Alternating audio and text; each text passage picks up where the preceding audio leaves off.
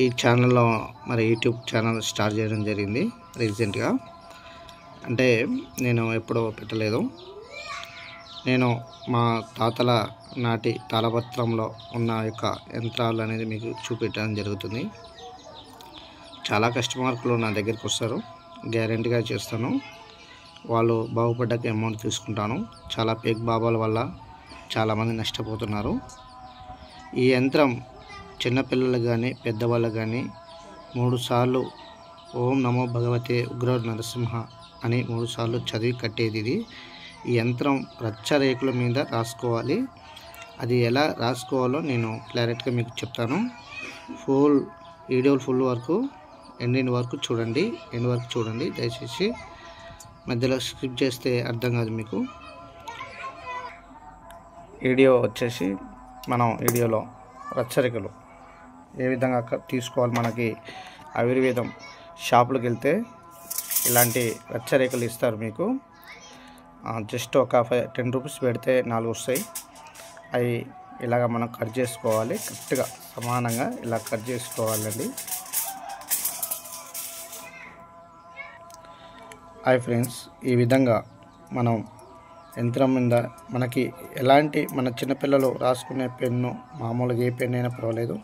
నేను రెడ్ పెన్తో రాస్తున్నాను.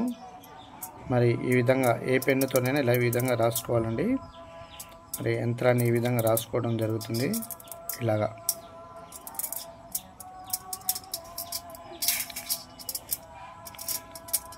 ఇలాగా ఈ విధంగా రాసుకోవాలండి. ఇది మనం ఒక వైజుగులే చేసుకోవడం కాదు, ఈ విధంగా ఇట్లా నేను పెట్టాను. క్షిమ్ అంటే క్షిమ్. ఇలాగనే 5 డబ్బాలు వస్తాయి. 5 డబ్బాల్లో మనం ఇలాగా యంత్రాన్ని ఈ విధంగా రాసుకోవాలి. అలాగనే స్ట్రీమ్ అనేది కూడా ఇలాగా రాసుకోవడం అనేది జరుగుతుంది.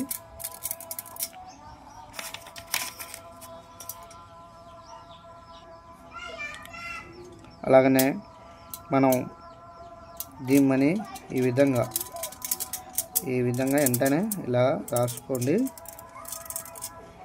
ఇలా రాసుకున్న తర్వాతకి ఈ యంత్రాన్ని మనం ఈ విధంగా రాసుకున్న ఈ యొక్క యంత్రాన్ని చూడండి ఫ్రెండ్స్. అదే విధంగా ఉంది యంత్రం.